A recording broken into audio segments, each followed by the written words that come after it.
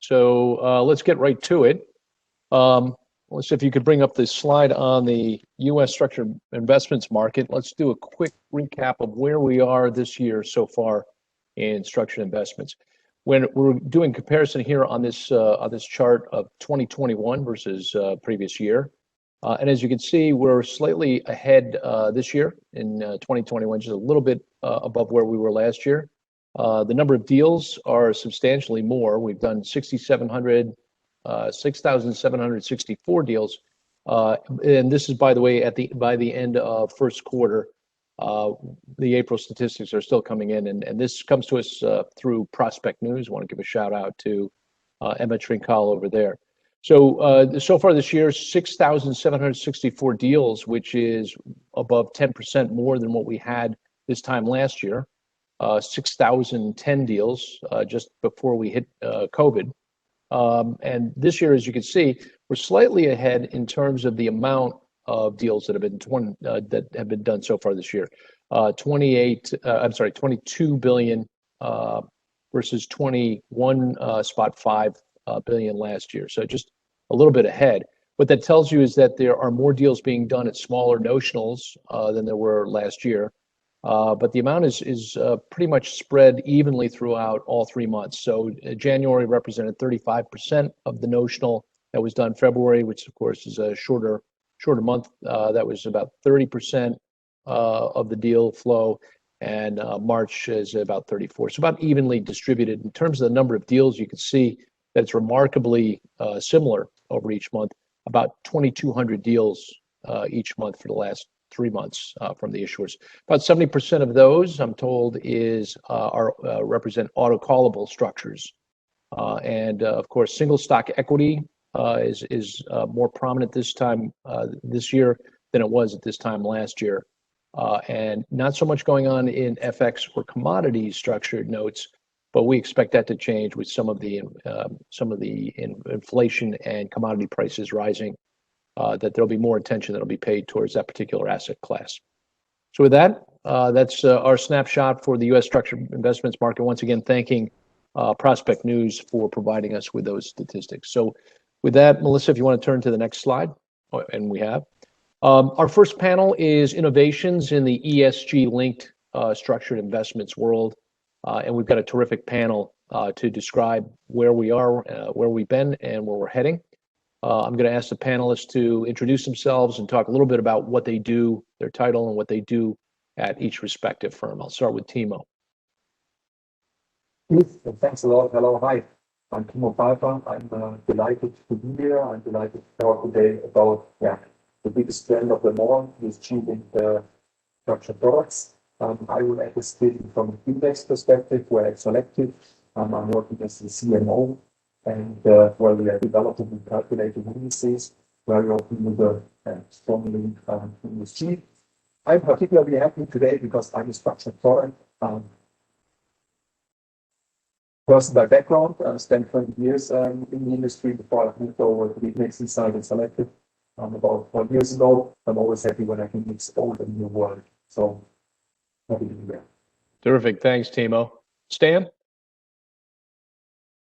Yeah, good afternoon. Hi, Keith. Hi, Melissa. Hi, Timo and Faye. It's good to be here. Thank you for having me on the panel. I'm, Stan Varin. I'm in charge of structuring here at Critical CIB in New York. And obviously, one of the persons internally carries the hat of, ESG and sustainability around, green bonds, green notes, and also indices. So I'm super happy and excited to be here to share some of the market update and what we've seen in the sustainable bond market this past year and in the recent months. Fantastic, Stan. Thanks for coming and joining the panel. I know you had an offsite, so really appreciate your joining us. Faye, you want to introduce yourself to our audience? Sure. Thank you, Keith. Good afternoon, everybody. This is Faye Wang from the World Bank Treasury. I'm in a team that is responsible for funding for 3 organizations, IBRD, or known as the World Bank, IDA, International Development Association, and IFIN, International Finance Facility for Innovation. So ESG obviously is very dear to our heart as an organization always devote ourselves to sustainable development, and we are also very active in structured product ourselves. So very happy to go through a little later our activities and what we see recently in these aspects. Fantastic. Thanks so much. So why don't we turn it over to Timo? What we'd like to do is talk about the ESG world on a global basis, and we'll drill down to what the World Bank has been up to, and then more specifically the Americas and Europe with Stan. So with that, I'll turn it over to Timo. Yes, thanks. Let me try to put a bit of a global perspective where we are very active, as I said, in the industry with strong focus on ESG. And on that slide, I could have really pulled up any statistic showing that this trend is gaining momentum, that the assets are taking in, that significant flows. I don't know the percentage keys of the earlier statistics this year in structured product markets, but I can tell you that really from a client perspective, in each and every single conversation that we're having, ESG is the dominant topic. That has, if at all, even gained momentum and increased over the last, let's say, about 18, 24 months on a global scale. I think, if I may add a bit of a European spin, we have border here in Frankfurt, Germany. It's fair to say that Europe is leading the pack. Europe is most advanced when it comes to sustainability, investments, and ESG and ESG-linked products. That momentum is coming in and kicking in across the pond from over here. So for you guys over in the US and also in Canada. So that is happening. With probably a bit of a time lag compared to what we see here in Europe. It's really across the industries. So I use the headline here in the passive investment space. We're very active in the ETF market with many ETFs to be launched with the ESG angle to them, and assets consequently following and coming in. But likewise, the same is happening in the structured product space with issuers with more and more sustainability linked underlyings, or in our case, and of course indices being offered and being issued. Hey, Timo, I'm sorry to interrupt. We're having a little bit of difficulty hearing you. It's a little bit muffled. I don't know if you need to bring the microphone a little bit closer. And see, it's just a little bit. Let me try to do that because I hope it's better now because we were having difficulties in the setup earlier. Is it better? A bit better. Let's see how it goes. Thank you. I have to change the microphone. Let's decide the name. Please come to the next slide. Let me try to share a bit the way how I look at ESG and ESG related investments on business. It's really a bit of old world on the left, moving towards the future, so a bit more at trends on the right. Very often, ESG indices started with a simple exclusion screen. That's what I've shown here on the left. I often refer to this as ESG once for all. Frankly, from my perspective, that isn't really ESG by just looking at the global stock universe and probably dumping a dozen of stocks. That's not really yet sustainable or having any impact or isn't even ESG. It's often the start. It's often the start, I think, from a management perspective, but we have clearly evolved from there and moved on my overview on my chart more to the right. The biggest strength, for sure, if I look at issuances of structured products, if I look at conversations and dialogues and projects that we have with issuers, is what I label here green under climate development. So anything around climate transition, Paris aligned in one of the benchmarks, so indices and investments that are aligned to the Paris global warming or limiting global warming targets, and indices that I look back in that are the biggest strength for sure. For sure in the institutional space, if I think of asset owners, pension money, and insurance companies, aligning their investments along those goals or along those targets. But likewise, it's starting and has happened with first projects on the structured product space. I want to run through a list of individual and single indices here, but I have labeled one, the second from the bottom, as a Solactive primary data provider of ESG data, 2 degrees Celsius aligns with this. That's an index that is effectively screening and rating companies to align with temperature, so degrees Celsius, I think converted into degrees Fahrenheit. So only companies with a clear strategy to limit their CO2 emissions and respective climate impact as measured by the temperature score get included or overrated, consequently, as a 30 polluters, consequently excluded or underrated. So climate as one of the topics we really want will be ESG moving innovation. Another example, if I could on further to the right, I have labeled here impact. And for me, it's really purpose, it's really having a clear alignment or goal in the investment strategy or index, and consequently implementing this. That can be, I know we'll be looking at the sustainable development goals as a framework, so aligning investments or indices with those respective goals. That can be an environmental topic, for example, to bring less beyond plastic waste. So aligning with plastic waste, looking at impacts on the ocean and constructing an index around that. Another example, big and strong one on the S part of ESG is, for example, gender equality with gender equality indices and companies included that are particularly strong, or in other words, diverse when it comes to gender criteria and ratings. So ESG as a whole getting bigger and stronger by the day, from simple exclusion-based screenings labeled here to left, and we have really evolved, and are expecting to see more there, and particularly to those climate examples that I gave, climate transition and climate alignment. I'm sure we need to go back to the statistic for the second quarter or for the first quarter next year. We'll have plenty more among those ESG-aligned innovations as part of this. And it was here, I could go on for hours, but I hope I give you a quick overview. And of course, I have been open for questions later on. Great, Timo. Thank you so much. Great to see how far Solactive has come in a relatively short period in this on this important sector. With that, I'm going to turn it over to Faye from World Bank, talk a little bit about their activities in sustainable development bonds. Faye, good to see you again. Thank you. Thank you, Keith. Well, let me first start to have a very brief introduction of the World Bank ourselves. For those of you who are not familiar with this yet, we are an international organization with 189 member countries, and our goal is to end extreme poverty and share prosperity in a very sustainable manner. So these goals are very much aligned with the United Nations Sustainable Development Goals as well.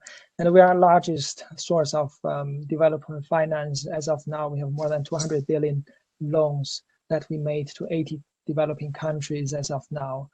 And at the same time, we're AAA rated, given our very strong capital base and our very conservative financial policies at the same time. So coming to our own funding program, that obviously COVID-19 has its own toll on our member countries, and we have seen a sharp increase in their funding needs from us.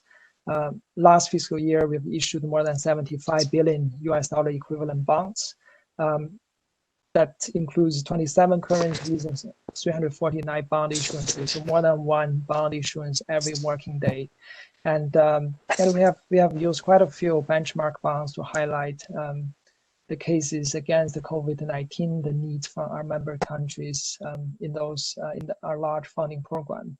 Now, speaking of ESG, we are the pioneer of green bond. We first issued that in 2008, and obviously we're very glad to see the green bond market is more than $1 trillion as of today. But at the same time, what is even more encouraging to us is that we have seen more and more investors, they care about ESG.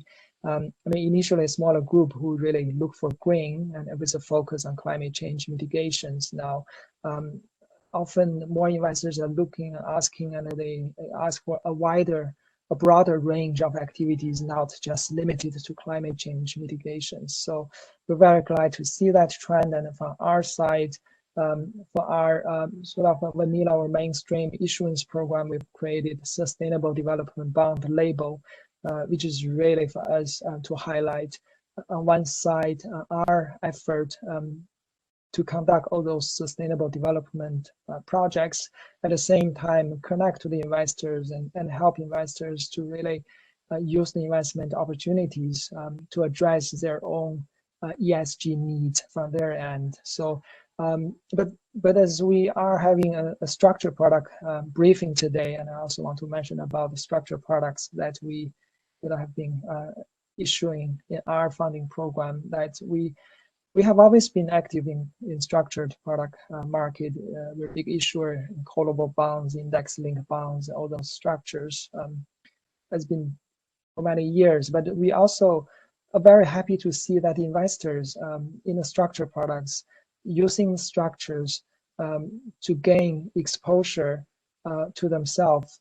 For example, we've seen specific demand for index that is constructed in such a way to include companies that have climate-friendly business strategies. Obviously, investors consider those companies would have a brighter future in the, even given the trouble, the climate change that we all face today, and the business opportunity it brings to the industry there. So that we have structured index-linked bonds specifically to provide exposure to investors in that front. And we're also a big issuer of catastrophe bond. That's another example where we have a member countries which some of them are small, and one disaster could wipe out a significant portion of their GDP. It takes years for them to recover. So we've been issuing catastrophe bond in that with the objective of transferring the natural disaster risk into capital market. And obviously, the bond proceeds are retained by us for sustainable development projects at the same time. So those bonds really achieve two goals: bring natural disaster insurance for our member countries, but also at the same time, with the proceeds going into our sustainable development products to our member countries.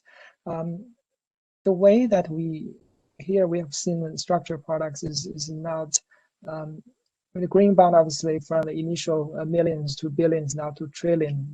But it may be hard for a particular index-linked product to follow the same route to go to billions or to go to trillions. But we certainly see that there's a group of investors that have demand for ESG, and we think the structured product will be a useful vehicle or supplement to the vanilla product to connect to more investors, help them address their needs, offer them something that helps them to do good and do well at the same time. So with that, we're very happy that I'm invited here today. And let me return the floor to you, Keith. But meanwhile, happy to take questions in the chat. Sounds great, Fei. Thank you so much for that presentation. Exciting stuff. Stan, let's turn it over to you. Can you give us an overview of what you've been up to at Credit Agricole Sure. in the Americas and beyond? Thank you, Keith. Yeah, pleasure to be here. So for those of you who are not familiar with Credit Agricole, CIB, with the investment bank of the Credit Agricole Group in France, which is probably the 11th or so largest balance sheet in the world in terms of banking institution. And we've been early adopter and early supporter of the green bond market. We were one of the first signatory of the green bond principles and funding member of the green bond principles. And we've continued to accompany this market over the years. And clearly it continues to grow. So as Fei mentioned, I think we passed the 1 trillion level last year, which was a very impressive milestone for the sustainable bond market. And I'll go a bit more into details as there's been a number of good evolutions and innovations in that space. So it's quite exciting times. I think the demand is there from investors there's a much greater adoption in a certain way from all the difficulties and sadness that the COVID crisis has brought. It has also somehow probably supported also the continued growth of this market, and has showed the importance of sustainable finance in the market to continue to help populations on the social front as well, but also probably having people a bit more conscious on their environment, what's around them, and the way we live. So clearly that's very very interesting development. So maybe one good thing is coming out of COVID. Obviously we had all the global resilience, but maybe the sustainable market will be one of them. So yeah, as I said, a number of innovations and development that we've been seeing. Clearly, I think to me the big theme, and I believe I've heard this from the other panelists as well, is really we're seeing a broadening and widening of the scope of not only the E of the ESG, environmental and green, topics, but also the social and governance, aspect. So clearly, the social bond market has been the big, growth, last year, as you can see from the numbers. So we have here some stats you can see on the listed bond issuances. So you can see the significant growth of this market in 2020, and it's continuing in 2021. So now they represent about 30% of the sustainable bond market, and the green bonds now represent 50% of the issuance. And then beyond that, you have sustainability bond and sustainability linked bond issuances. Maybe to take a step back, just to point out to the differences and the innovation in that space. Clearly, the market started with the use of proceeds concept, where basically the funds have to be dedicated to specific projects or investments, typically on the green side for the green bonds. That's the principle behind them. So that's the use of proceeds concept. It got now expanded to the social bond side, to support social project, or aiming at targeting specific population, or arising, or issues arising, catastrophes arising potentially as well to populations.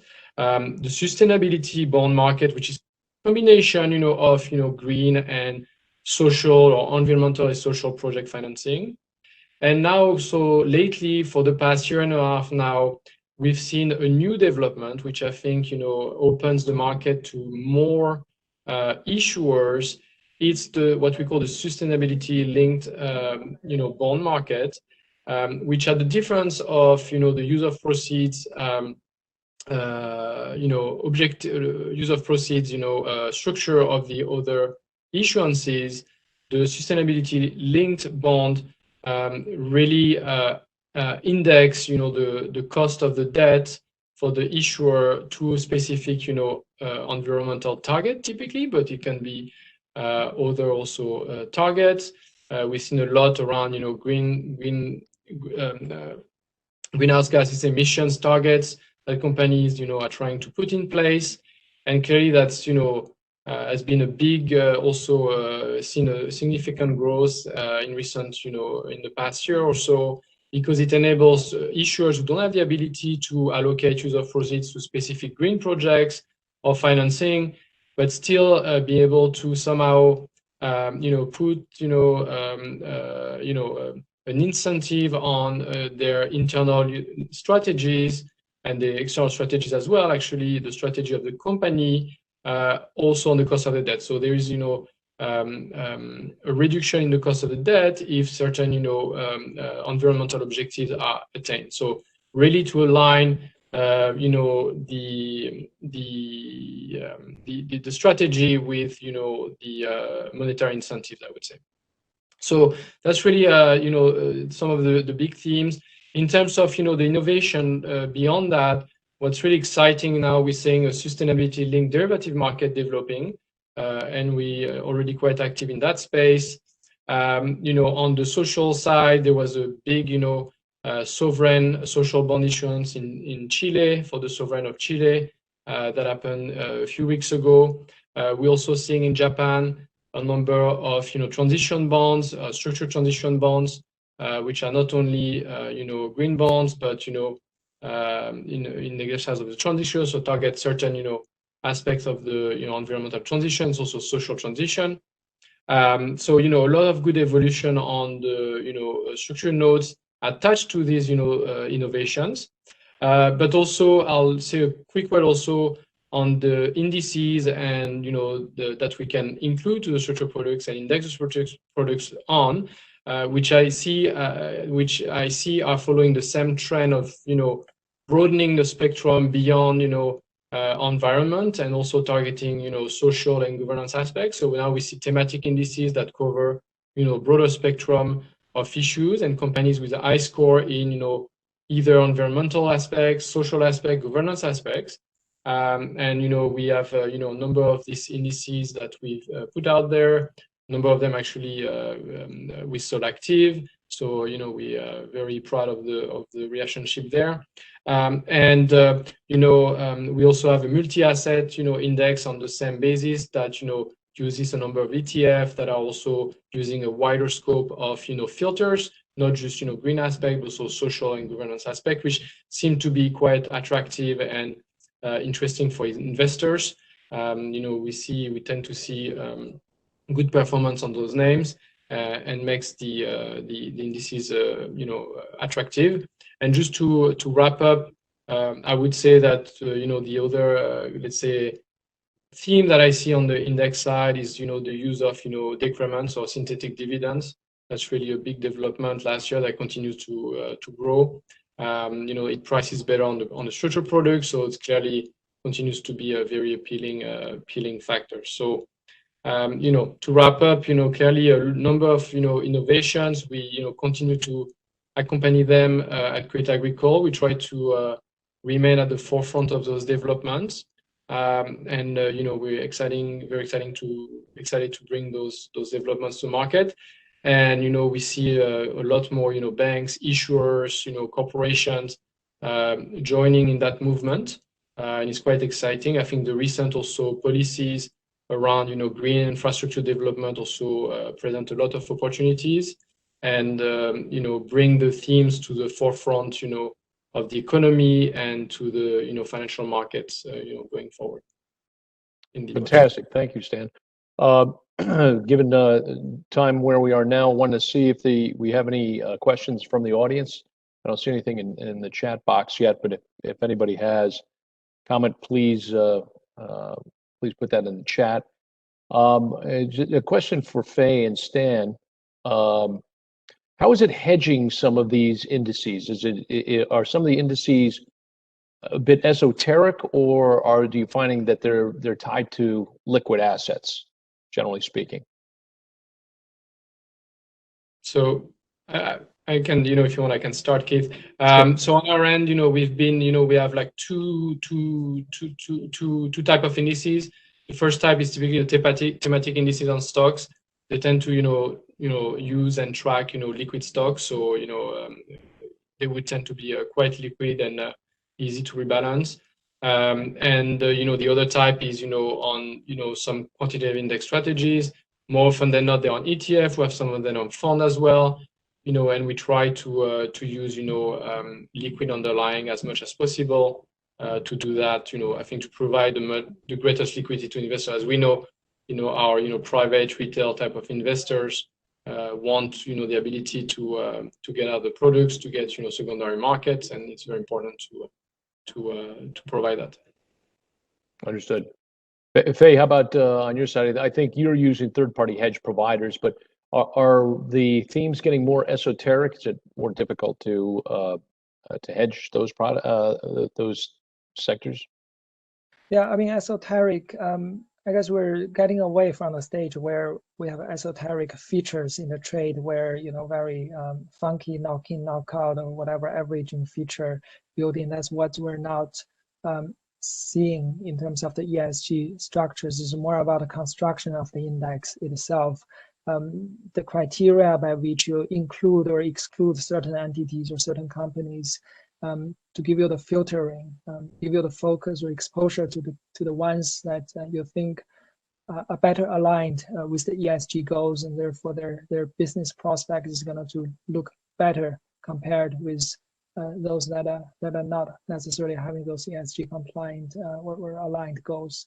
And obviously it also requires the universe to be composed of the equity indices or equities that are tradable in order for them to be able to hedge.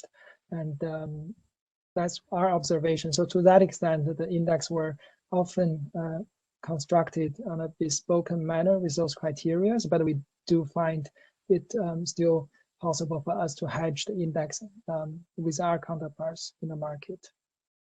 Got it, great. And one last question for the panel, kind of a jump ball, whoever wants to take it. I think we had seen relatively slow growth in the ESG and acceptance among investors in the ESG world. There was a lot of buzz about it, but not as much notional, in part because ESG was perceived to lag behind some of the benchmark indices. But now with us hitting $1 trillion globally last year, that's a huge milestone. What is driving all of that growth in the ESG sector? Is it that impact investing now has some opportunities to outperform the benchmarks? Is it that more investors are just allocating a portion of their portfolios specifically to the ESG bucket or segment of the market? Where do you see that growth coming from? And I'll leave that to anybody in the panel to jump in on that. I mean, on my end, clearly the allocation of asset managers to ESG, the opening of these ESG funds, with mandates is massive. I mean, I don't have the number off top of my head, but it's multiple trillions. If anything, there's a lot more institutional assets to be allocated to ESG, or I should say trillions of liquidity to be allocated to invested into ESG assets, that there is enough asset out there available, right? So clearly that's the trend is there. You heard BlackRock mention it publicly that they were doing a big push on the boards of companies, the investment they are making, their targets, and that's obviously the largest asset managers in the world. And have all the reason to believe that is the same at all the other institutions. So clearly the pool of investments is because there's demand behind it from investors. The pool of investors is becoming much larger, is supporting the growth of this market rapidly. That's great. Faye, any closing comments? Timo, any closing comments? Nothing much to add, but thank you very much, Keith, for having me here. A pleasure, Timo. Anything in parting? Just on, you said it yourself in the last statement. A year ago, I would have agreed and made that same statement. The hype and noise is up here. Assets are not yet following. Now this gap is simply closing. ESG is becoming mainstream and it's becoming the must-have and the norm. And this is what's simply happening, and this is what's driving the assets. And this trend is here to stay, to continue. It's only going to get stronger from here. I'm not sure about more. And I guess we can safely say that before there may have been more sizzle than steak, but I think we've certainly moved to the steak part of the ESG sector, to use a tortured analogy that's non-vegetarian. So with that, I want to thank our panel. Thank you so much for coming aboard and that dynamic presentation on everyone's part. Thanks very much. With that, we're going to move to the next panel, latest developments in structured investments, trading and technology. And so I'm going to have Bijou and Garrick. Bijou, Garrick, you guys are you guys live? Yeah. Bijou? Hello? Yep, I see you. And Garrick, are you on the line as well? Yeah, I'm here. Can you hear me? Yep, perfectly. Great. Okay, guys, so let's transition over to latest developments. And so this is almost 3 years ago to the date, Bijou. We sat down for a one-on-one at an SPA Mayor Brown conference. That was a face-to-face one rather than the Zoom. And at that time, you predicted that technology was going to dramatically transform the structured investments industry. Well, here we are 3 years later. Tell me what's your take on where we stand right now, where we've been, where we are right now, and where we're heading. Yeah, Keith, thank you so much. And yeah, good memory. 3 years ago, we were on a panel. I forget if it was in, I think it was in New York at the SPA conference, and we talked about how technology is changing. And now it's not really even a question of whether technology is going to be part of structured product distribution and issuance. It's just a question of how big the market's going to grow with technology. So I'll just give a quick introduction on Halo. Maybe we'll move on to the next slide. So yeah, so we are Halo is a technology company based in Chicago, and we're basically a marketplace for defined outcomes. So I don't even say structured products anymore. I just say defined outcome. And in terms of defined outcome, we have structured products, annuities, buffered ETFs, could be UITs, but all these payoffs which give you defined outcomes. And we are, at the end of the day, wrapper agnostic. So on our platform, we connect about 30 issuers globally to advisors and brokers, also on a very global basis. We have a significant portion of our business that is coming from just outside the U.S. and not just the U.S. But that also gives us a very interesting perspective. Like we have an interesting perch point from where we can see some of the advances in technology from not just in the U.S. but also Europe and Asia, which traditionally have been bigger markets for notes. So maybe we can go to the next slide. So basically from where Halo sits, some of the things we've seen initially, I think a lot of the focus was on what I call automating the present. And what I mean by automating the present is, looking at just the automating parts of the current workflow of where, issuers are pricing and, disseminating prices. And actually the ability to execute calendars and custom trades on these platforms. But now I think we've gone well past that point, and where we are, a lot about, I think one of the key things for us is to just reduce friction throughout the whole structured note discovery and execution and post-trade process. So on the discovery process, there's a lot of focus that we give on the whole content portion, content and risk, which is basically looking at what are the different things that attract people to notes. What are sort of the buffered outcomes that people want to put around different views on the market that they have. And then how much is this going to reduce their risk by? These are things that people want to know and discover. So on all those things, we want to change any of the friction points that exist there. The other thing we do is on pricing and customization of these notes. There's a lot of friction. I mean, traditionally it would take hours, if not days, to get a price for a note that you wanted to trade, and now we've changed that to be almost instantaneous.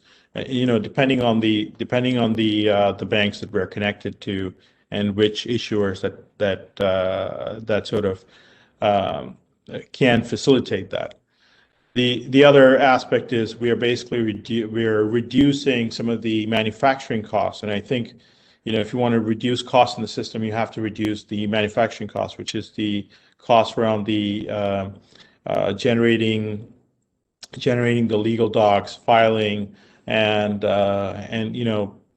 creating the final package product that gets distributed to the end investor. So the more we reduce those costs, the smaller these deal sizes can be, and the better pricing we can get to the end customer. And that's a key part of what's important for us at Halo. I think the key things there are, if you lower those costs for the end customer, that makes that customer more comfortable with structured products, and also feel like they're getting a fairer deal in trading the product, and also have the ability to potentially sell it back in the secondary markets. So that's a key thing. So our goal is basically to reduce any points of friction that'll help make this product smaller and easier, and reduce the fees that can help more people trade this and make this much more of a retail friendly product. That's a key area of focus for us. That's terrific. And we are seeing, even with the example this year, more deals. There's 10 to 12% more deals around the same notional as last year. So the trend has been towards smaller size deals. I was looking at Prospect News this morning with some of the deals that have been announced for April, some of the ones that are printed. And there's a lot of deals that are 100,000, 200,000, especially UBS has been the precursor to the Halo, Simon, and Luma platforms was EQI, their EQI customization platform, which allowed them to do much smaller size transactions. And now it appears that we're getting there, that we're well on our way to smaller size transactions and being able to reduce that friction so that there's more quantity of deals customized for and bringing new players into the market. When we turn over to Garrick over at NASDAQ. Garrick, introduce yourself to the audience and let them know what your role is over at NASDAQ, and then let's get right into it. Hi, Garrick Stavrovich. I'm assuming you can hear me, Keith, right? Yep, you sound great. Yeah, great. All right, so I run a few of our products here, and for this discussion, we've been talking about NASDAQ Fund Network. It put mutual funds on the map and made them more discoverable. We do a variety of different efforts with mutual funds around transparency and making information available to the far reaches of the world.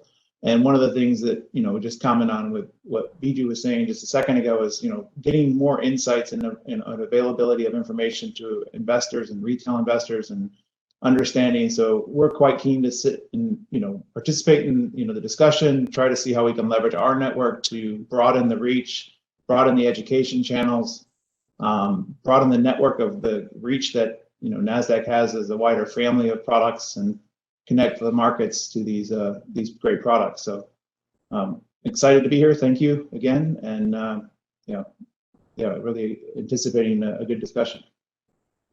Fantastic. Biju, back to you. So we've seen where we've come. I think we've come quite a distance. I guess, why don't we go back to the previous slide, Melissa, if that's okay, and talk about what's next. So Biju, how do you see, what kind of conversations are we going to be having this time next year, or again 3 years from now, when we sit down and have our annual discussion? Yeah, Keith. Let's hope it's not 3 years. Let's hope change in the world comes faster. And I think the key things is we have to have new players in the market. And when I say new players in the market, it's not new players in the market to go after a limited pie. It's basically new players in the market to expand the pie. I think if we want to expand the pie, we have to have new sellers and new buyers. And I think I don't see why it's not possible for just regular MTN issuers to run a structured notebook. So I can, we want to increase the number of credits. I think very often we have buyers who are limited by how much of notes that they can hold in their portfolio because they don't want to go. They're limited by the number of credits that they have access to. Even if because they don't want to have one credit being more than a certain percentage of their portfolio. So we need to have more credits. We see more credits available, especially in Europe, because you have a lot of smaller to mid-sized banks in Europe issuing structured notes and running a structured notebook. And I don't see why that can't happen in the U.S. especially when we are so innovative in every other aspect of the capital markets. The other thing is we need to see new people on the buy side. And again, this is not to take away flow from the current buy side who's already buying structured notes, but basically to bring new buy side players to the market. So, and we're seeing this at Halo, a very big part of our distribution is in the RIA market. And we're seeing with RIAs, I mean, you'll see with the RIA market, these RIAs are becoming bigger and bigger, and they are, you know, the size of their book and their size of the AUM is increasing, and they're really interested in structured notes. But today, the percentage of RIAs of who are buying structured notes is still a very small percentage. And for me, that's a sign of optimism for me. I mean, basically meaning that there is a lot more we can expand in that market in terms of what those buyers will be. So I think one of the key things we're going to be looking for is increase the number of buyers, increase the number of sellers, and also increase the amount of automation on the buy and the sell side. You know, we've helped some of the banks with automation and dramatically helped increase their flow because of automation, because it involved fewer touch points. I mean, there are some banks where we've increased, you know, certain aspects of their flow by, you know, 10, 20, 30x, but mostly because of automation. Because if you can remove the points of friction in them manufacturing it, where there were traditionally so many manual touch points, that'll dramatically help lower the bite size and help bring more buyers to the table.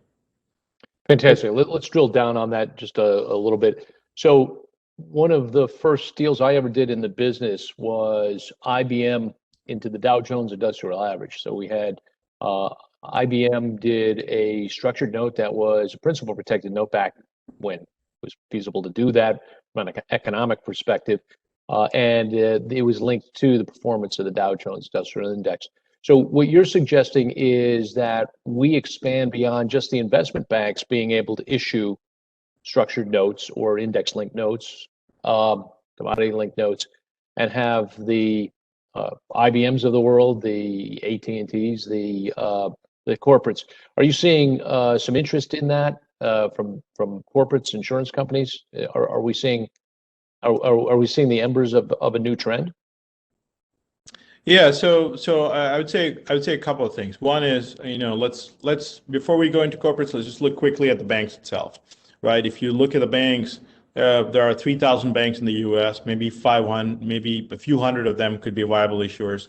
For the most part, in the U.S., I have maybe about 8 or 10 who are issuers, you know, who are reasonable issuers. And if you look at the league tables, you know, it shows that, you know, the smallest number in the league table, you know, it's not a very big number, you know, of the top 10, for instance. So one is, I think, as a very basic step, we need to have a lot of the bigger, even the bigger banks who are not the top 10 be issuers. And I think, you know, and I think those banks becoming issuers is not going to cannibalize from the banks who are currently issuers. I think it's going to, if you increase the supply, I think it's also going to increase the demand.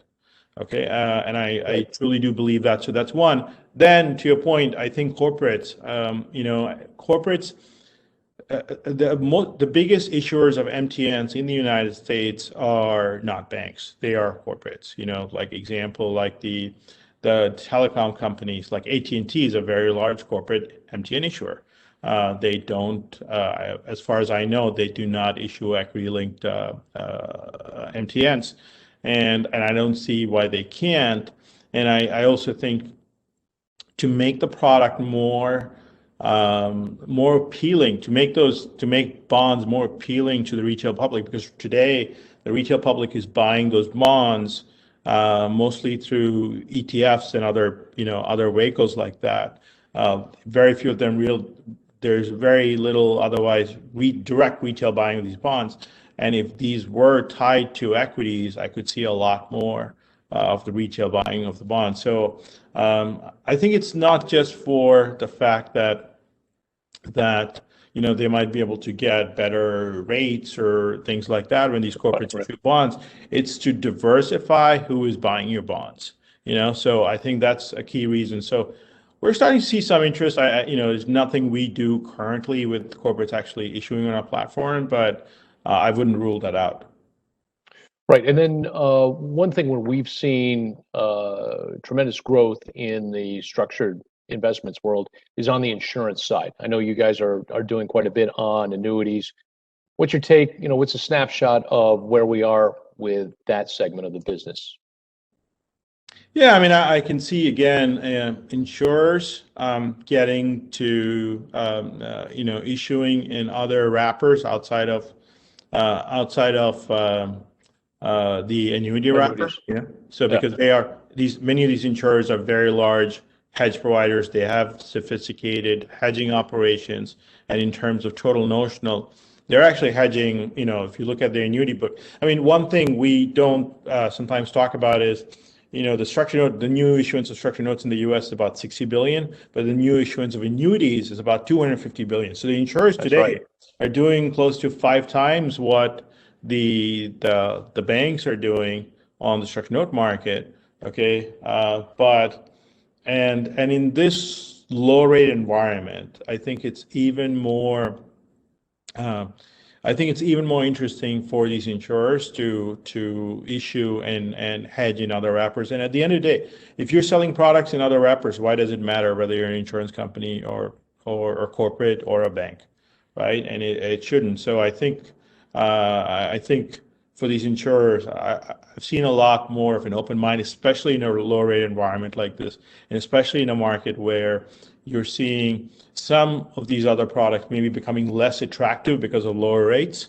Okay. Mm-hmm. And basically, insurers traditionally had where the model where they were taking all the return risk, and now they are way more drawn to what they call a shared risk model, where some of that risk through the terms of the payoff of a note or some other wrapper are passed on to the customer, and the customer takes that shared risk. And so we're seeing a lot more interest that way. Got it. Great, Biju. Let's turn back over to Garrick. Talk a little bit about where NASDAQ obviously is renowned for being a technological solutions provider to the capital markets. Let's talk a little bit about the NFN and what your vision is, how NASDAQ can be more involved in solving for technology issues in the structured investments world. Garrick, I think you're on mute. Happens. Sorry about that. Yeah. No worries. Go right ahead, buddy. All right. No, I think there are tremendous opportunities. I think we need to make sure we do it sensibly with the right technology, the right partners, the right kind of foresight to solve some of the challenges that exist, so that it's not just seen as something else that maybe doesn't bring the benefit that we'd all set out to have. We've been doing discussions with some of the issuers in the space, doing obviously engagement with yourself and Biju and others. And I think there's a way that we can collaborate together to bring efficiencies to this market, bring transparency, and along the way, a lot of education that we can bring to bring a wider view and hopefully a more favorable view on a lens on the actual overall business and opportunities. So, the bigger play that we would think here is, longer term, can we be more successful in driving more assets, more investments, hopefully. I think trying to solve the tactical solutions with the NASDAQ technology suite would probably be the first priority, and trying to figure out ways that the scale and leverage that we have can be leveraged accordingly. So we're excited about this, and we've had some great conversations along the way, and we met some fantastic business partners, and they have a lot of challenges. It's really finding how we put those pieces together to find a solution. You have, as we read this slide, your amplified reach of 100 million plus institutional retail investors. Do you want to talk a little bit about how NFN may be able to help mainstream structured investments on a more granular a little bit more granular basis. Go ahead. So I'm sure most people you maybe don't even you take it for granted when we say this 100 million plus institutional and retail, right? So if you think of your 401k, your mutual fund, your identifier, the symbol, that's a NASDAQ issued symbol. We work with the issuers to get that data registered on our platform, and then we work to disseminate that through all of the means we have. Right now we have connectivity to over 400 plus firms that pipe out the NAV, pipe out some information around the product, and they do that every night. They're doing it right now as we speak, and we push that data around the globe, within seconds. The exciting part of this is, can we leverage and repurpose an old tool? So the NASDAQ Fund Network, formerly known as the Mutual Fund Quotation Service, has been around for years, and we're trying to find ways to repurpose its goal. The goal was these three, enhanced discoverability, transparency, and reach. So we feel there are many products out there that struggle with that same predicament that sat there for mutual funds back in the day. And if we are successful here, and again, leveraging a newer set of technology and a newer distribution and mindset in the product side of this and the sales team of this, trying to go to market and help solve some of those problems that are not too dissimilar back in the 80s, when you didn't know what the price of your fund was operating at unless you go to your paper statements. So we're excited, again, like I said, in trying to figure out a way that we can bring more clarity, more transparency, and investor intelligence to the forefront. Sounds great. We only have a couple minutes left. If anybody has a question for Garrick or Bijou, now's the time to put it in chat. Melissa, can we flip to the next slide here on NASDAQ? Sure. And Garrick, very quickly, we got 2 minutes left in our discussion here. You want to just step through these bullet points on NFN just to give our audience a sense of what the NFN is? Yeah, so like I said, we have 35,000 products registered on the platform. We do cover annuities. We've mentioned those here. We obviously have mutual funds, unit investment trusts, collective investment trusts, 529s. It's a predominantly retail-focused product for registration. We do have institutional products on there as well. Typically striking a daily NAV. We do some analytics on the data. We have, like I said, a variety of partners for distribution. And hundreds, like I said, hundreds of ways to connect. I was on my Schwab platform earlier, and the 4 mutual funds that I still happen to have in my rollover are alive and well and getting daily NAVs. If you go to the next slide, there's just some insight there on where we could potentially head with registering and assigning a symbol for these structured products. We work directly with the issuers to register the instruments on NFN, and then hopefully, again, providing that searchable ticker will make this a little bit more discoverable, putting this into the forefront of people's thinking, and potentially, making them at least something that can be part of a discussion. And I'm not saying it's not part of the discussion, but make it a little bit easier part of the discussion. Terrific. I think we're going to have to leave it there. Bijou and Garrick, thank you very much for your insight on how we've come along on the technology front. Some very exciting developments and much more to come. Thanks very much. This is Paul Forrester. I don't know if you can see me, but I hope you can. Good morning, good afternoon, good evening, depending, of course, on where you are. This panel is to give an update on the Libor transition related ARC developments, the IBOR Protocol, and the New York State legislation, which was passed to facilitate the Libor transition. I'm going to begin with the Libor transition, and then Brad will speak to floating rate notes, and Anna will speak to the IBOR Protocol as well. It's obviously been a significant journey from the middle of 2017, when the FCA announced that Libor had become unreliable and needed to be abandoned. And so the world's most important number was thrown asunder. And we've been searching for adequate replacements for Libor since then. And I'm not sure we're done with that search. There are a number of ways to think about Libor transition. I happen to think of it as deals with fallbacks and then deals without fallbacks. And by fallbacks, I mean adequate fallbacks. As perhaps many of you know, there are some really terrible fallbacks that effectively convert floating rate instruments to fixed rates. I'm not really speaking about that type of fallback.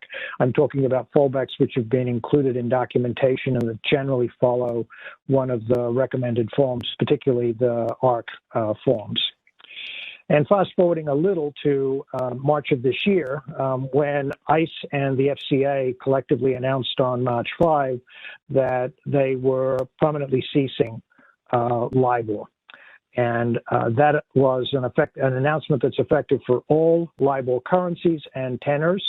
And it has two effective dates for everything other than overnight 1, 2, 3, 6, and 12-month US dollar LIBOR. That cessation is effective at the end of this year, December 31, 2021. For the excluded US dollar LIBOR tenors, the cessation is only effective after June 30, 2023. That was a significant extension and has caused the market to breathe a sigh of relief, since it allows us a little more time to figure out what to do with US dollar LIBOR, particularly given the resistance in the market to the adoption of the ARCC's preferred replacement, which is SOFR, the secured overnight financing rate. The import of that announcement in March, however, was significant. It essentially fixed the date for the calculation and determination of the spread adjustment, which is meant to make SOFR like LIBOR fundamentally. And so with that date being fixed, Bloomberg has now published the relevant spread adjustments. Of course, they vary by currency and tenor, and they're available in a convenient table, which is linked in our materials. The last thing I'd like to say about deals with fallbacks is there is a likelihood that the FCA will actually require ICE Benchmark Administration to continue the publication of a synthetic form of US dollar LIBOR, as well as pound sterling and Japanese LIBOR.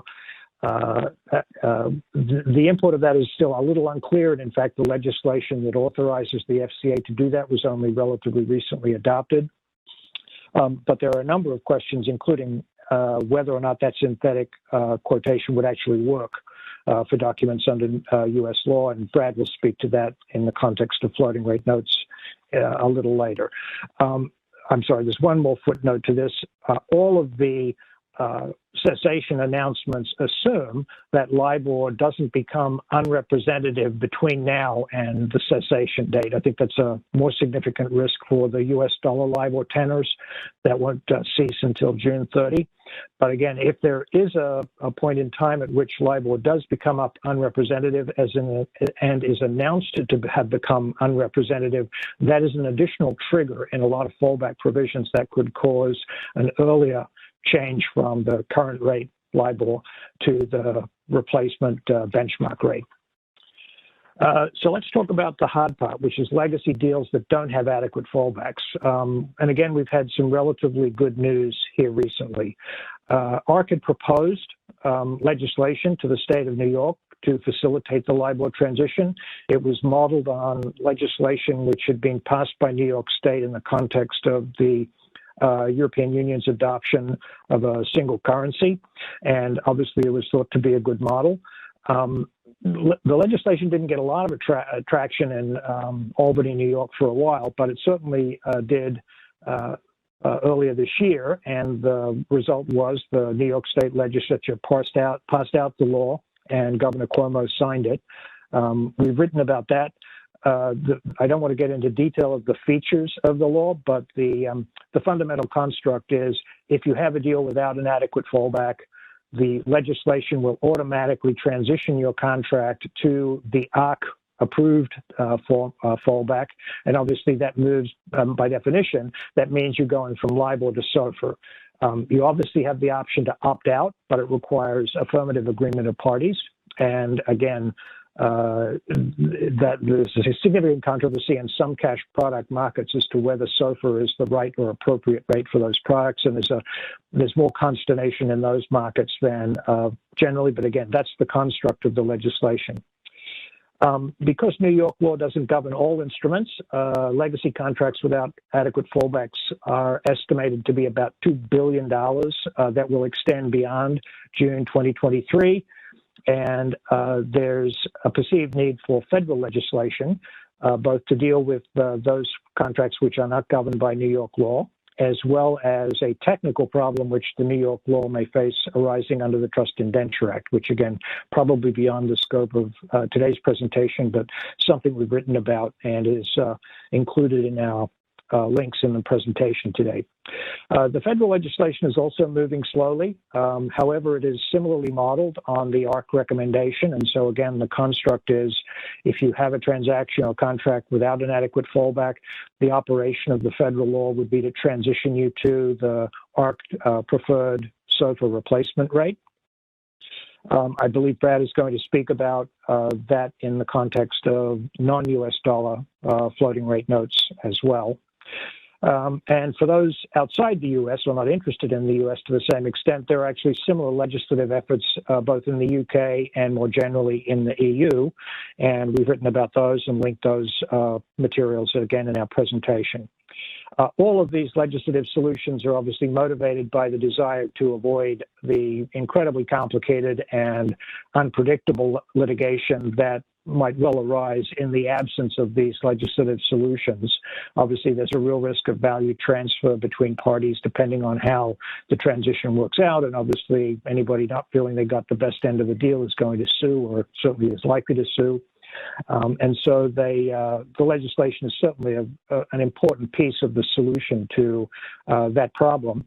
Having said that, there are significant issues which remain, including effective hedging, particularly where you've got a contract that may or may not have an adequate fallback being hedged by something that does, or vice versa. And the way the fallback provisions work in each of those is not necessarily coordinated. There are, in fact, differences between, for certain products at least, the ARC recommended fallbacks and the ISDA protocol. Anna may touch on those as she speaks about the ISDA protocol later. So, as I mentioned, there are a number of markets that are very concerned about SOFR, the adequacy of SOFR, and we've certainly seen in the last few months a lot more noise from those markets about what are referred to generally as credit-sensitive alternative rates. There are 4 of them. That may be motivated in part by the significant time delay in constructing term SOFR, which was an assumption that the market made, way back when in 2017, that like LIBOR, you need a term structure to a floating rate to allow borrowers to fix costs and so on. There's a little walking back on that theory. Certainly, we've seen regulators say more frequently, we're not sure we need a term structure. But in any event, the market is certainly, I think, being motivated to look beyond SOFR to other products for term structures. Having said that, again, SOFR derivative activity is on the rise. I just saw the report for April, and SOFR derivatives trading doubled essentially last month in April over March.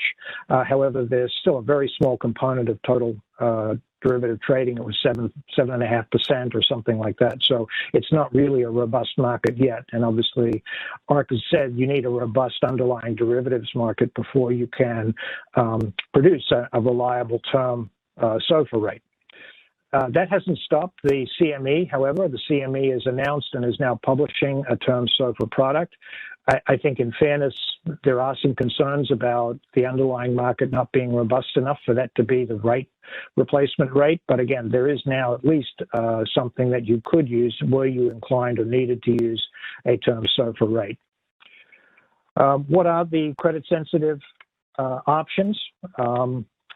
Well, there are 4 candidates that are widely talked about. The one that has really come out of nowhere but is becoming much more frequently discussed is the Bloomberg Short-Term Bank Index, or the BSBY, BSBY. The more established competitor is Ameribor, which was created by Richard Sander of derivatives fame, and that's probably the most robust.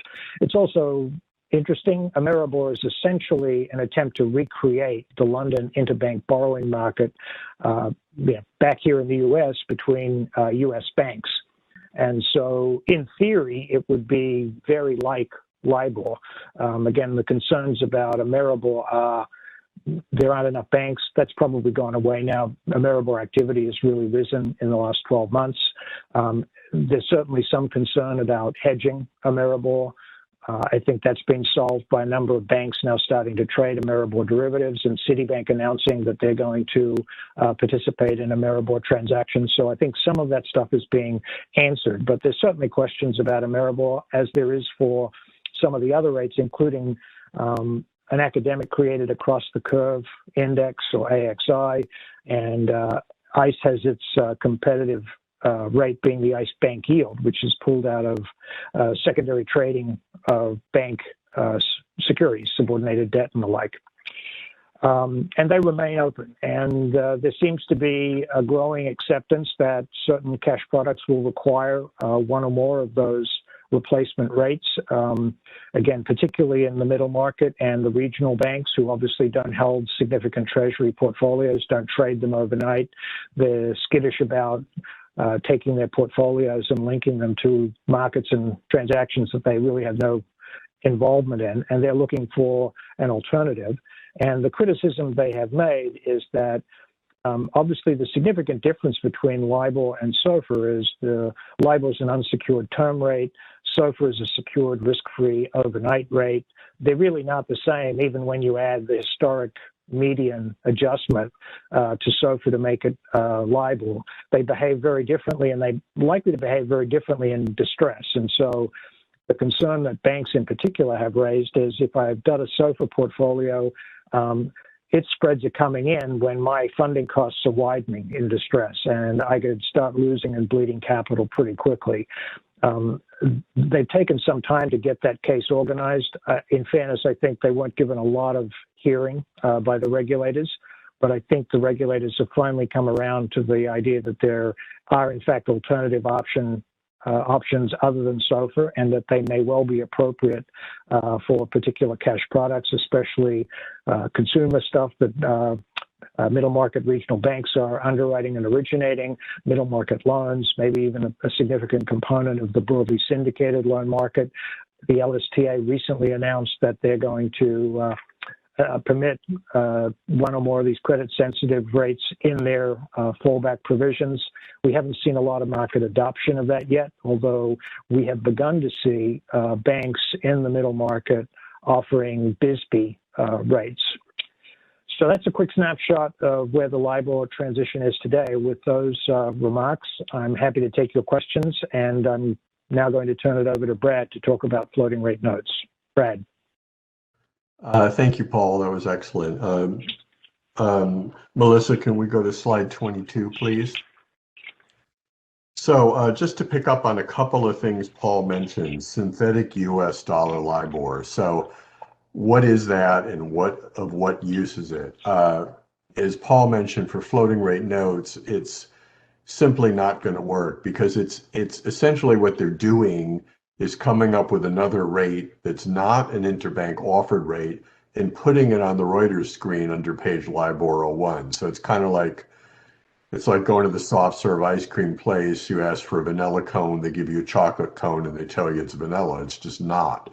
And the way that many floating rate notes descriptions are drafted when they talk about the replacement for the Reuters or Refinitiv screen, they say a screen that provides interbank offered rates in the London market. So if someone comes in with synthetic US dollar LIBOR, sticks it on Reuters page LIBOR 01, you're going to have a problem with, that's not going to solve the issues with legacy LIBOR floating rate notes. So that may work with some other kind of instruments, but not with LIBOR floating rate notes. The other thing Paul mentioned was about LIBOR being unrepresentative, and just want to talk about that a little bit. You know, right now, I think for US dollar LIBOR, I believe there's 16 panel banks that they take quotes from, which, by the way, at this point, most of it's interpolated. There's not the actual transactions are minimal, but they could go down to 6 panel banks, take quotes, and still publish LIBOR now within the rules of ICE. That could be considered unrepresentative by an authority. So, you know, as panel banks may want to drop off because they're worried about litigation, you could end up with an unrepresentative, an unrepresentative rate. So let's talk about these outstanding legacy LIBOR floaters. What do you do with them? And I'm talking about LIBOR floating rate notes that have your 2006 ISDA definition fallbacks. In other words, you look at the Reuters screen. If it's not there, it's dark. Then you start what they call polling, which is you would, for a 3-month US dollar note, you would try and get quotes for loans for 3 months and a representative amount in banks in London. And if you couldn't get that, you'd ask the same question about deposits at banks in New York. And eventually when all that fails, and it will fail because none of these banks are going to give you any quotes if LIBOR is not being published, then you end up staying with the same LIBOR reading, which brings you a fixed rate note. You're stuck at the last reading. So the New York legislative solution. So that was April 7th, 2021. And essentially they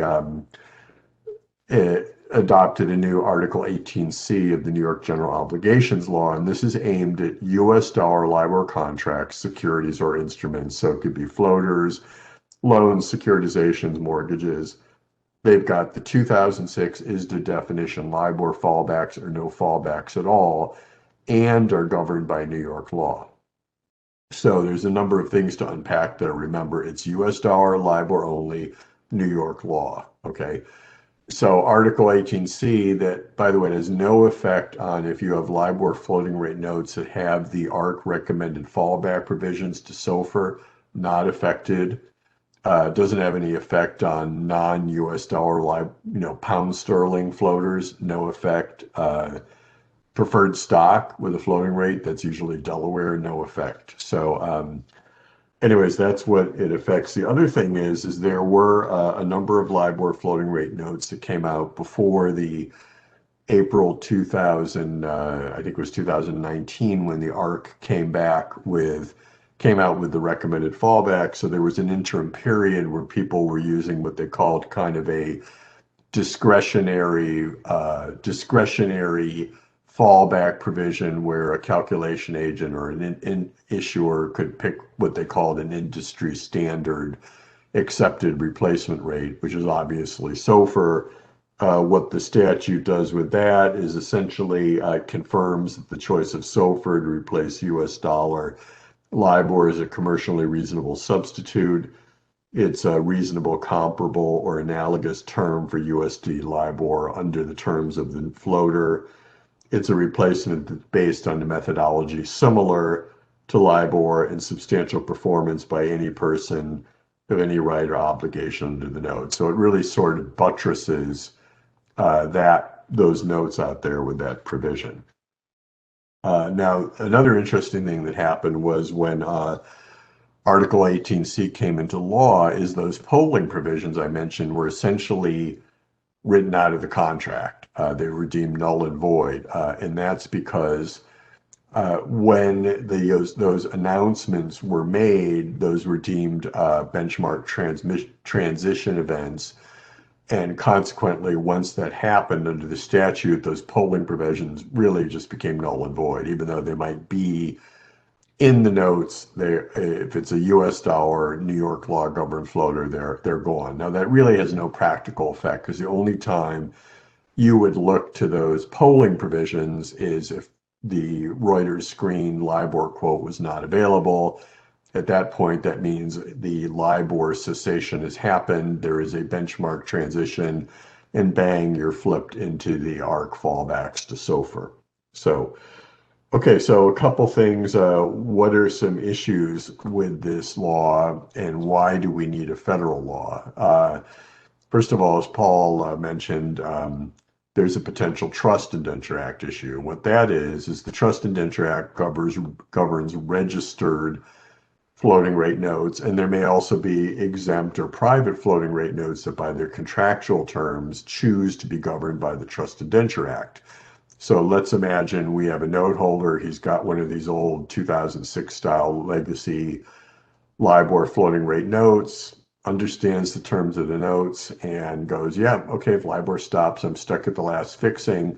And the last LIBOR fixing is high. In fact, it's higher than the SOFR replacement and the spread adjustment. That holder / plaintiff could make the argument, say, hey, you impaired or affected my right to receive interest without my consent, thus violating Section 316B of the Trust Indenture Act. And the drafts people of the New York law acknowledged this was an issue.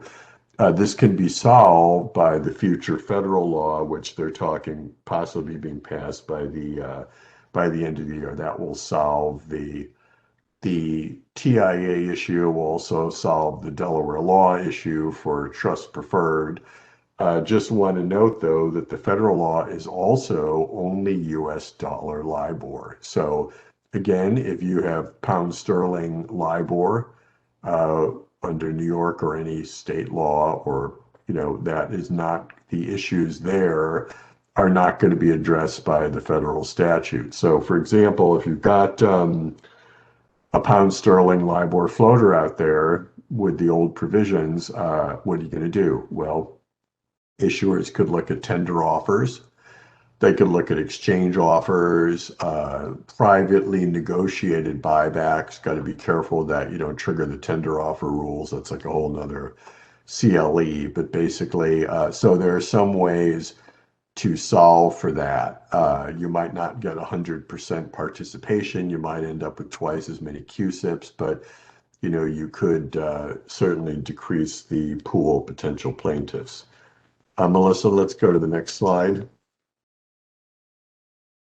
So one thing is, people have asked about, what about notice provisions? And I think the mechanical answer is, well, floating rate notes don't have notice provisions for a legislatively changed event like this that changes the interest rate. However, I think as a matter of courtesy, a lot of issuers are going to tell their holders in advance what the upcoming change in interest rate calculation is going to be. So I think, for example, so on July 1st, 2023, most U.S. legacy floating rate notes that have the old fallbacks are going to switch over to the ARC fallback. So what do the ARC fallbacks say? Well, the first one is term SOFR.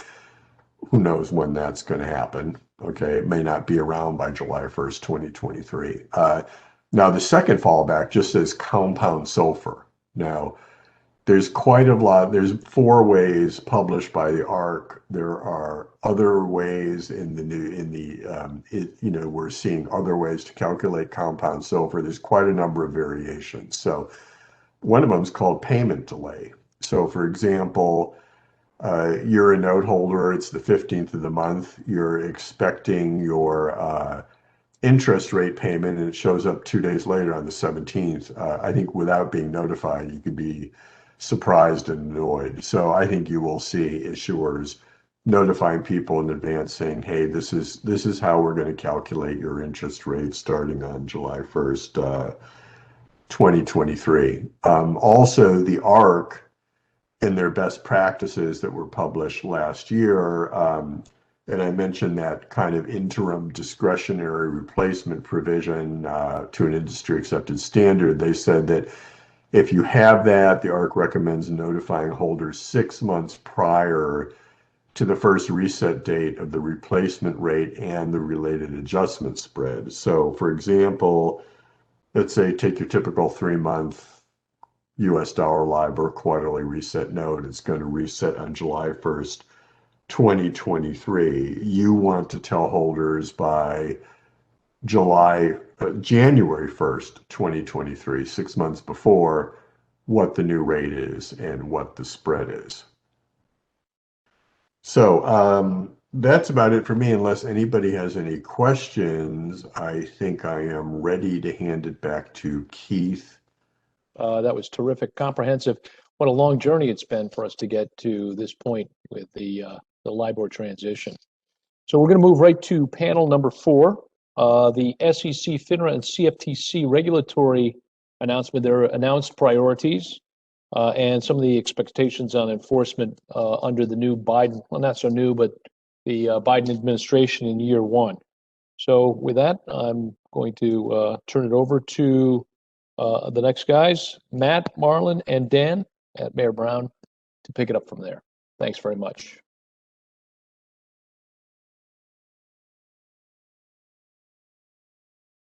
Thanks very much. Great to be here. Again, my name's Matt Kluchenik, and part of the litigation dispute resolution group at Mayer Brown, and focus on derivatives and CFTC happenings and developments, as well as those at the various SROs, the futures markets, and with Dan Stein and Marlon Paz, whom I'll turn it over to next.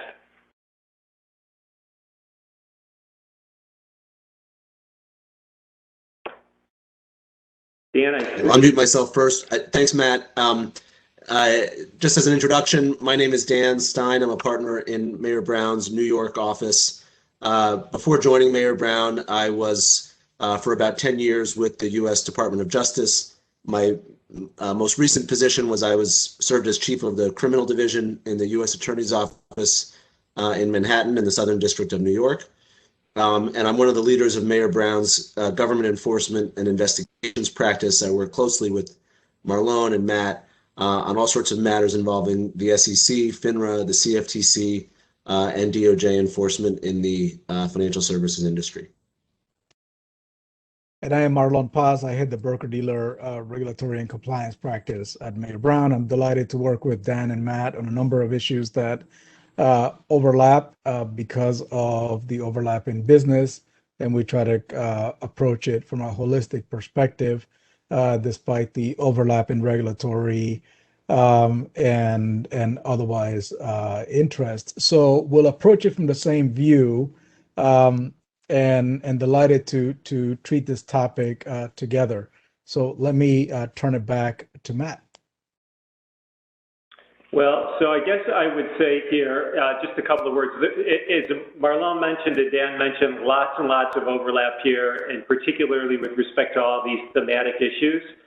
So we thought maybe it might make sense, Marlon, for you to start off and talk a little bit about SEC enforcement, and then an issue, and then Dan and I are both happy to give perspectives with respect to the DOJ as well as the CFTC. And then we'll kind of do that seriatim. Sounds good. Happy to do that. Topic du jour, and lots going on in that space. I'm personally very happy that Chairman Gensler has taken the helm. There was a bit of a hiccup there with the head of the enforcement division that has been very public. But Chairman Gensler took the helm on April 17th. And the reason that that's significant in the enforcement realm is if we view the commission during the last few years, and we look at the trend in what I would call the last administration, enforcement actions filed in 2020 were down significantly, I would say, from the prior few years. And our expectation, if history is a guide, and it's a dangerous predictor, I believe there must be some disclosure that the transaction lawyers can help us with here. But if history is a guide, we expect that those numbers would go back to maybe the fiscal year 2016 type numbers of standalone enforcement actions in the 548 type range, as opposed to a 405 range, with a total action in the total enforcement actions in the 800 range, as opposed to the 700 range. So I tend to discount delinquent filings, the 12K type actions. Those are sort of throwaway stat type actions in my book. But the standalone enforcement actions, there's a good hodgepodge there. Behind the numbers a bit, I think that there's traditionally back in 2016, a quarter of those broker-dealer type cases, good emphasis on investment advisors. And I expect that those numbers will kick back in this coming year. focus on financial intermediaries, a renewed focus on individuals, and I think that we have begun to see the enforcement division reorganizing around those thematic lines, with the asset management unit getting more staffing, more resources. To that end, former acting chair Lee did reauthorize senior officers in the enforcement division to issue formal orders. So there's two ways that an SEC enforcement matter begins, either a MUI or an FO. So the matter under investigation, a MUI, is a more informal way of doing a case, but in order for the SEC staff to proceed, they need to be delegated authority through a formal order, which has to be done by a vote of the commissioners, or in this case, the commissioners may elect to delegate the authority to issue the order to a senior officer, in this case, to the director of the division of to the enforcement division. So I think we're seeing an ability of an SEC to be a bit more like Dan's old shop, where the AUSAs had a bit more authority to proceed with cases. Dan, I think you certainly had a bit more authority to act without having to go up to the U.S. attorney as an AUSA than perhaps a special counsel at the SEC's Division of Enforcement. But that's what the formal order does. It delegates it a level down from the 5 commissioners having to vote each time at a closed commission meeting. So that's the significance of that. Let me pause here for commentary from my colleagues. Thanks. Dan, do you want to go? Thanks, Marlon. Sure. Look, I think there's no question that the political winds, which ultimately shape policy in this area, they don't shape individual enforcement decisions for the most part, in my experience, but they shape priorities and agendas and resources. There's no question that those winds are pushing the enforcement agencies, whether it's the SEC, the CFTC, FINRA, or the DOJ, to take a harder look at enforcement on Wall Street. During the prior administration, there was a perception, and it's borne out by the statistics that are on this slide, that enforcement was not as much of a priority. The number of enforcement actions declined. But even more importantly, I think the perception is that the enforcement authorities in the financial services space tried to do cases that were focused on harm to retail investors. They articulated that as their policy priority and moved away from cases that were focused on specifically on Wall Street. And I think that's going to change in the new administration. I would add that on the DOJ side in particular, the folks who are staffing up the new the Department of Justice and the new administration are in many respects the folks who were serving at the end of the Obama administration, at least at the senior levels. And so there was a widespread perception amongst that group, and I'm speaking broadly rather than about any particular individual, that perhaps the Obama Justice Department could have done more when it came to bringing enforcement actions and prosecutions arising out of the financial crisis. Many of the officials who served in high levels in the Obama administration expressed some regret that there weren't more enforcement actions brought against key individuals based on the financial crisis. And I think it would not be mistaken to say that those folks who are now back in positions of authority are going to try to remedy that situation by being more aggressive and bringing enforcement actions involving Wall Street firms. The final point I'll make by way of introduction here relates to what is referred to often in the DOJ as a focus on individual accountability. There was Deputy Attorney General Sally Yates, when she was Deputy AG under the prior administration, issued a memo that was discussed broadly at the time, and this is in 2015 and 16. It was discussed broadly, the Yates memo, it was called, named after Sally Yates, which instructed all federal prosecutors when they conduct their investigations to focus on bringing criminal cases against individuals, and if they couldn't do so, to justify in writing why they were not doing so. And let me just speak for a moment about what that was meant to change, or what was the practice that the memo was meant to correct. It was not a sense of saying, well, the DOJ should look to focus individuals because they hadn't been doing that before. Obviously, they had been doing that before.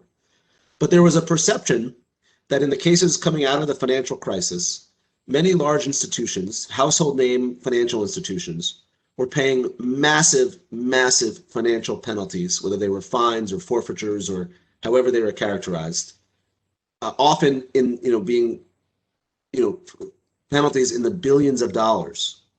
But there were no individuals who were held accountable, no individuals at those institutions that were charged criminally, and not even charged administratively by the regulatory agencies.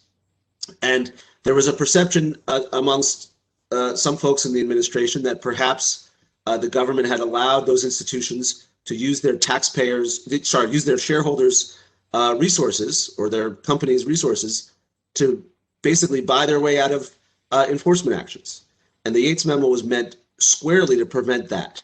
And so I think as the team that was in place as that memo was first introduced and implemented, as that team comes back into position with the new administration, you're going to see a renewed focus on individual accountability, in particular on Wall Street, as they look to bring enforcement actions in the financial services industry. And so, Matt, with that, I'll turn it over to you. Thanks, Dan. So with respect to the CFTC, if certain other authorities or agencies, if there's been a slowdown, certainly has not been the case with respect to the CFTC. The CFTC has been on fire with respect to enforcement for a number of years now. Record investigations, record enforcement actions, record fines, and have really sent out the clarion call to market participants that the CFTC is prepared not only to bring enforcement actions, but to litigate those actions as well. And what we've seen, in addition to this just general aggressiveness by the CFTC Division of Enforcement, is a focus on expanding the boundaries a bit. I mean, there's been, some would say, an inordinate focus on spoofing, manipulation, certain other types of prohibited trade practices. And now we're seeing the CFTC get into areas like, foreign corruption, the misuse of insider information, block trade, certain types of very kind of unique sort of one-off transactions in the swap markets, and potentially really in the futures markets as well. So we're seeing sort of that envelope being pushed in terms of the nature, the types of violations that the CFTC is investigating. We're also seeing the CFTC, and this has been a trend for a while now, get away from just focusing on CFTC registrants and really kind of going out and beyond and focusing on active market participants, whether they're based in the United States or whether they're based outside of the U.S. As some of you may know, by virtue of transacting on a U.S. futures exchange, placing orders, executing trades if they're futures, or with respect to swaps, engaging in swap transactions with U.S. persons. Generally, from the CFTC's perspective, that's sufficient to be a basis to assert jurisdiction. And the CFTC has not been shy about exercising its extraterritorial jurisdiction with respect to non-U.S. market participants. And we see no abatement of that in the near future. Also, just a quick word, Dan had talked about the focus on individual accountability with respect to Department of Justice. We've certainly seen that with respect to the CFTC. It is a front and center consideration early on in discussions with the agency. It becomes very clear that the entity is a focus, and then certain individuals are a focus as well.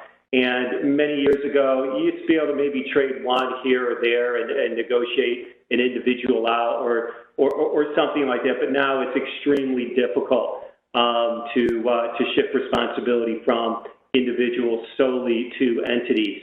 And one more trend, just to touch on briefly here in the context of enforcement, because it's become so prominent over the last few years, and credit, I think, goes to the CFTC in this respect, but that is this notion, practice of promoting or seeking to promote self-reporting and cooperation, and then tethering benefits, ostensibly benefits to things like self-reports, remediation, so on and so forth.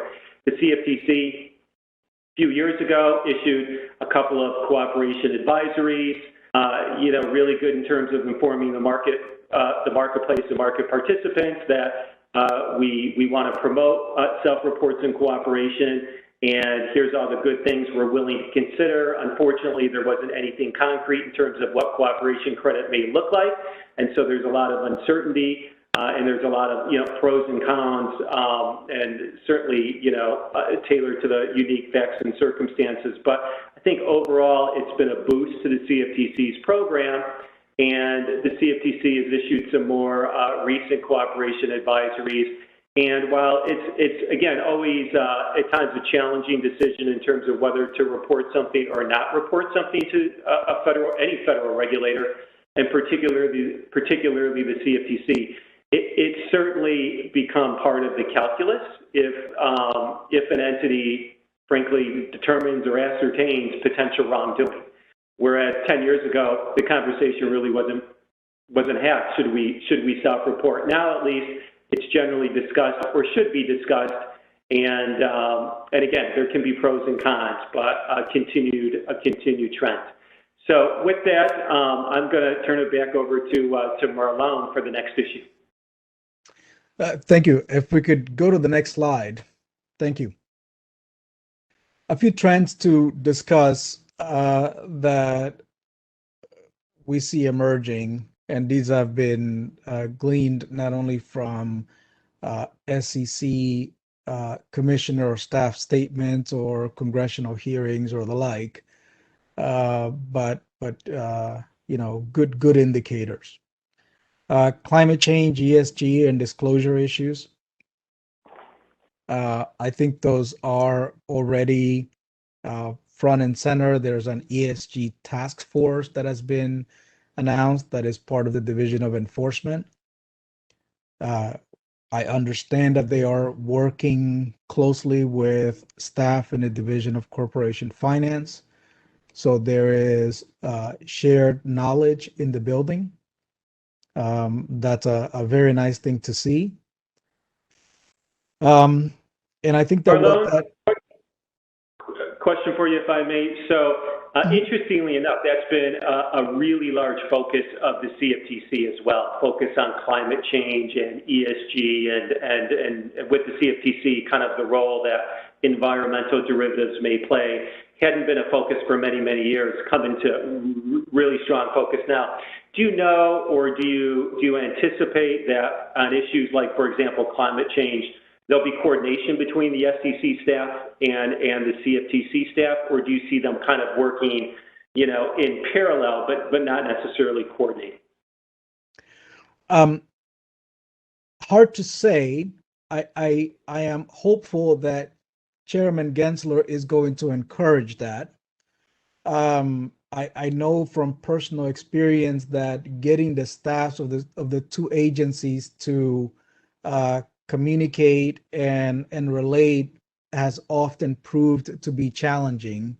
I can never understand why, but it has, as you know, Matt, at times proven to be challenging to have the two staffs work together and collaboratively on regulatory matters or enforcement matters. But it can be done. It has been done. I think the security-based swaps rulemaking package presented both opportunities and challenges, and I think that there is an opportunity to build on the dialogue that the two agencies have had, and having Chairman Gensler at the helm provides just that opportunity.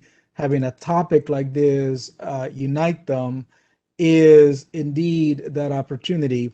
The one caveat that I would put on this is that while that is a unifier and a strong unifier, having a strong leader like Chairman Gensler that can bridge that gap, you have some very vocal members of the Senate on both ag and banking that are not too keen on policy being done or social policy being furthered through regulatory agencies.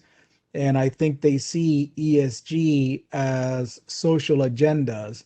I'm not condoning it, but I am parroting what I understand is and what have been statements during congressional hearings, both during confirmations and at other times, threats to have greater oversight, again, both from senators that are in ag and in banking that are going to have pressure over both to dial back. And I don't know how effective they will be, but they may have some effect. So there are forces both that are going to further that dialogue. There may be forces that may seek to inject some discord, if only to pump the brakes on the ESG or what may be climate change or social agenda that may be further there. Really, I just get some really helpful comments, Marlon. And I was just thinking as you were talking too, Chairman Gensler may well be the bridge here, right? Because we know Chairman Gensler was the chairman of the CFTC for a number of years through a large part of the Dodd-Frank implementation of Title VII. He knows the agency. He knows derivatives. He has contacts there. And I guess my sense is if there's ever an opportunity, subject to, congressional involvement, if there's ever an opportunity for these two agencies to work together, this may well be it.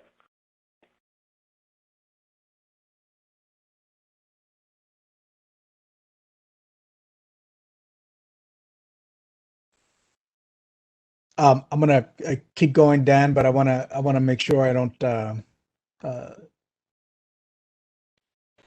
Sure. No, I would add from a DOJ side, there's been one of the first things the new administration did was encourage the formation of a new coordinator to coordinate all efforts on environmental justice. I think the Civil Rights Division nominee, who has just moved forward for confirmation, has spoken about including environmental justice as part of the department's concern. There's no question that it's going to be a focus, and that's an area that prosecutors are being instructed to ramp up enforcement activity around. Hey, Dan, have you heard of whether or not there's any special units or task forces that have been created? Like, for example, with the DOJ, we know there's the commodities fraud, kind of spoofing manipulation task force. Anything along the lines with respect to ESG? And there's a new environmental justice division that is being put together to coordinate between Main Justice and the U.S. Attorney's offices on environmental enforcement.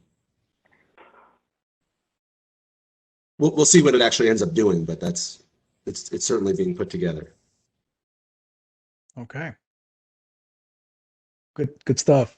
Okay, digital assets. I think that we get some tricklings of news on these issues just about every single day. I would add a few things here.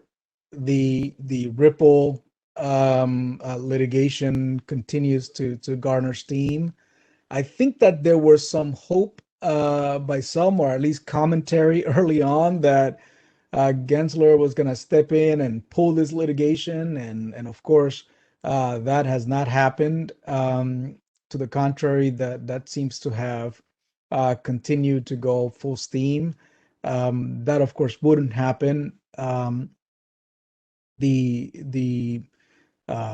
action has been filed. It was authorized. Remember, formal order that's been approved, and so the chairman can certainly step in and now change course. But it's hard to change that course once a case has been filed.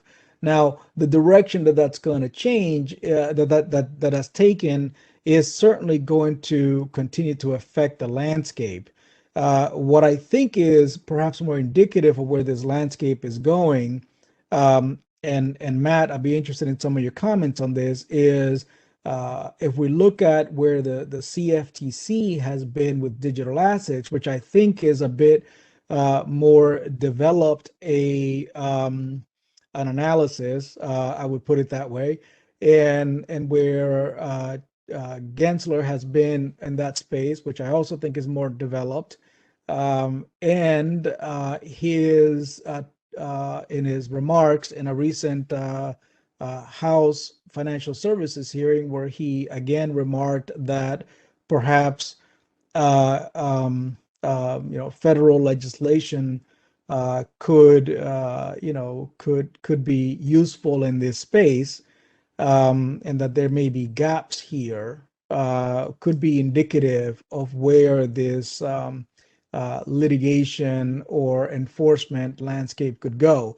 There is some enforcement and litigation that could happen, but what that signals is that the ability to enact rulemaking may be felt to be lacking statutory authority by the regulators.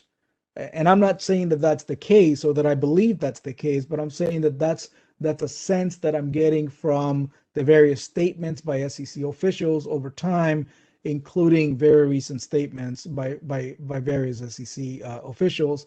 And so I expect that we will continue to see enforcement as it being one of the few tools that the SEC has. And if you look at, after the CFMA, when the SEC had enforcement authority over certain overlapping jurisdiction with the derivatives markets, but didn't really have regulatory authority, and the conflicts that created with the CFTC, didn't have books and records ability. And again, this is some of the uneasy relationship among the staffs, right? No ability to regulate, ability to enforce. You have this wacky enforcement actions, but no real regulatory normalcy for those that want to comply with the law. I think that's where we're headed still with digital assets. Matt, I'd be very interested in your insights on that, because I do think that the CFTC perhaps is a bit ahead of the securities landscape in this respect. Well, certainly share your comments. As many of us know, the CFTC was proactive years ago now, several years ago, in terms of declaring cryptocurrencies, virtual currencies as commodities. And as a result of that, the CFTC would have be able to use its anti-fraud and anti-manipulation authority with respect to spot physical transactions, non-derivative transactions involving virtual currencies.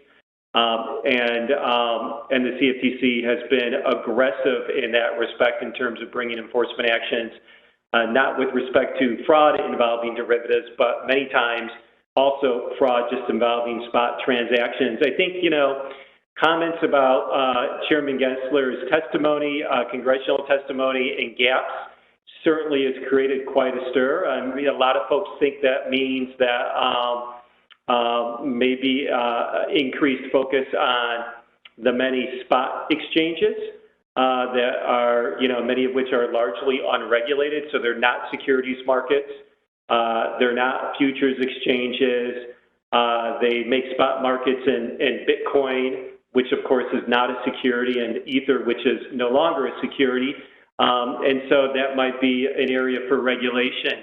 And it seems like what we're hearing from the CFTC, and I think just regulators generally, is the industry is growing, recognition, it's not going away, it's here to stay.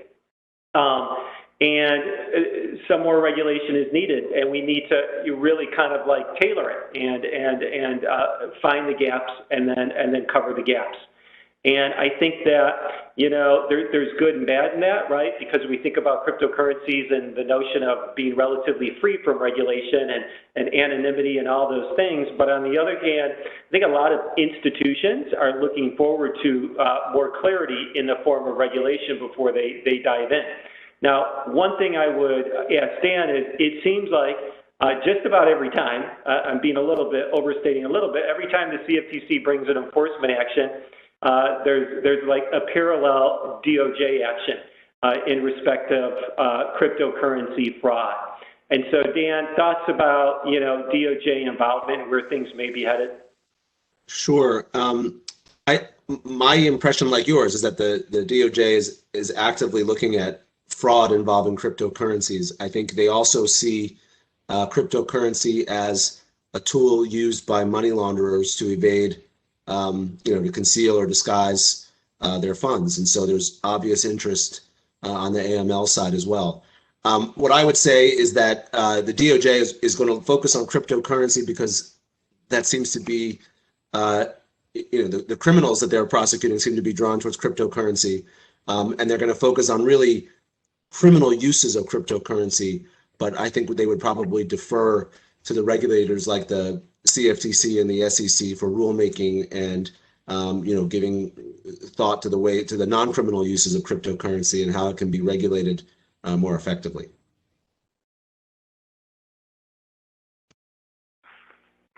I think it'd be great if we just go to the next slide very quickly in the interest of time. I think there's a number of topics that overlap in what we've been talking about with FINRA's enforcement interest. AML has been mentioned.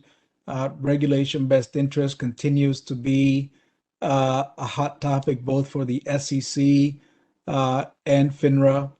We'll continue to look at payment for order flow, zero commission, gamification. You've seen those topics. No shortage of issues there. I would add, because of Skago's the sort of family offices and their statuses, margin issues. I think those are front and center. But both for the SEC and FINRA, those are dovetailing.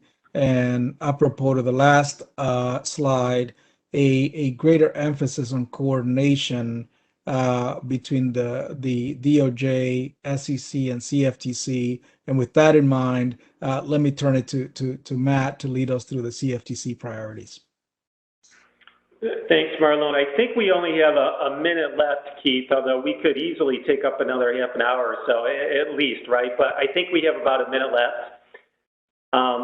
So let me just say, you know, I think that the key theme here with respect to CFTC enforcement is that it is dynamic and it's expanding.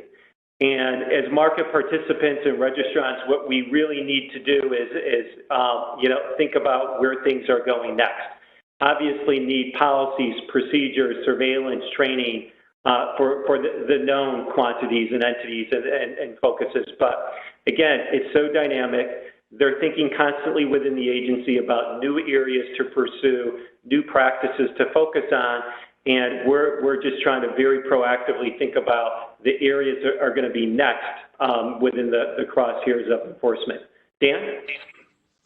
Yeah, and if we could just briefly go to the next slide, I will cover it in the last minute. I've already mentioned individual accountability. I think we started late, folks. So I think we probably took more than a minute. Let's give Dan. Sure, I mentioned individual accountability and cryptocurrency.